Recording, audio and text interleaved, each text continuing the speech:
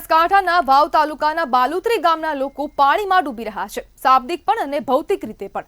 સતત વરસાદથી ગામની અંદર 500 એકરથી વધુ જમીનમાં પાણી ભરાઈ ગયા છે અને નિકાલની કોઈ યોગ્ય વ્યવસ્થા ન હોવાથી લોકો ત્રાહિમામ છે। આ સમસ્યા માટે ગ્રામજનો અનેક વખત તંત્ર સમક્ષ રજૂઆત કરી ચૂક્યા છે, પણ જ્યારે દુઃખમાં વ્યથિત લોકોની વેદના તંત્રના કાન સુધી ન પહોંચે ત્યારે લોકો હવે મજબૂર થાય છે અનોખી રીતે અપનાવવા માટે। મામલતદાર કચેરીએ ગ્રામજનો મોડી રાત્રે પહોંચી ગયા હતા અને પરંતુ આ વખતે માત્ર આવેદન પત્ર નહીં પણ ગરબા રમીને પ્રાર્થના કરી કે તંત્રને સદબુદ્ધિ મળે।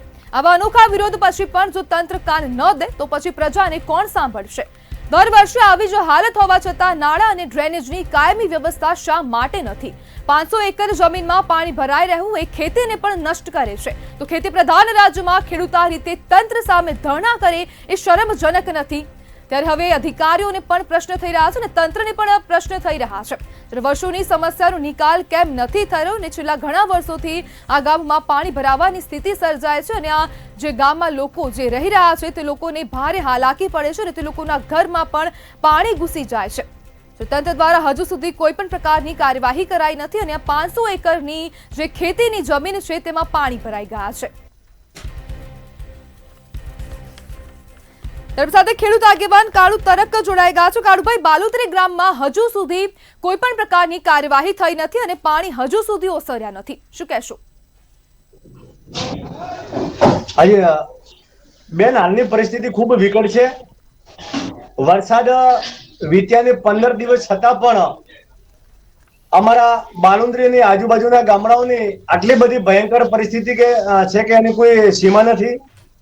500 હેક્ટર કરતા વધુ જમીનમાં આજે પણ જળબંબાકાર જેવી સ્થિતિ છે। પાણી વતનોના નામ લેતા નથી। મુખ્યમંત્રી પણ ત્યાં આગળ રાત્રિ રોકાણ કરીને ગયા છે। અમને ઘણી બધી મુખ્યમંત્રી શ્રી આવ્યા છે અને જનતાને પણ આશા હોય, મુખ્યમંત્રી એટલે ગુજરાતનો રાજા ગણાય અને રાજા જોડે દરેક પ્રજાને આશા હોય કે અમારા મુખ્યમંત્રી આવ્યા છે જેના લીધે અમારી આ જે તકલીફ છે એમાં હલ થશે, પરંતુ 15 દિવસો વીતવા છતાં પણ પરિસ્થિતિ જેમની તેમ છે। સાંસદ પણ એક દિવસ આવે છે, ફોટા પડાવે છે, આગેવાનો પણ એક દિવસ આવે છે, ફોટા પડાવે છે। કોઈને બેન કામમાં રસ નથી। માત્ર ને માત્ર એમને ભાજપ હોય કે કોંગ્રેસ હોય એમને તાફા કરવામાં રસ છે। કઈ રીતે કેવી પરિસ્થિતિમાં વધુમાં વધુ ફોટા પાડીને અમે સોશિયલ મીડિયામાં મૂકવા? આટલી બધી ભયંકર પરિસ્થિતિ હોય અમે જો ગુજરાતના મુખ્યમંત્રી ત્યાં અમારા વિસ્તારમાં રાત્રિ રોકાણ કરીને ગયા હોય અને છતાં પણ હું તો એવું માનું છું કે આ સરકારને કામ કરવાની નીયત નથી, નહીતર મુખ્યમંત્રીને ત્યાં આવવાની પણ જરૂર ન હોય।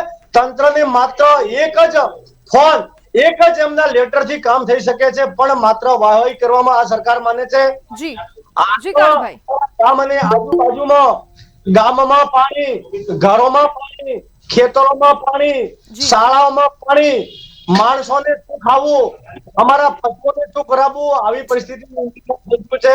હાલમાં જ એક જ વૃદ્ધનું મોત થયું હતું અને પણ ના છૂટકે ગુડાખમાં પાણીમાં બિલકુલ લઈને નીકળવું પડ્યું હતું। એથી તો બેન કમ નસીબી શું હોય છે કે ઠીક છે, આપણે માની શકીએ કે વરસાદ છે, પાણી પૂર છે, કુદરતી હોનાર છે, પરંતુ કુદરતી હોનાર વીત્યા પછી પણ આટલો સમય વીતવા છતાં પણ સરકાર જો આ બાબતે સંવેદનશીલ ન થતી હોય તો આજની કોઈ કાળુભાઈ જોડાવા બદલ આપનો આભાર।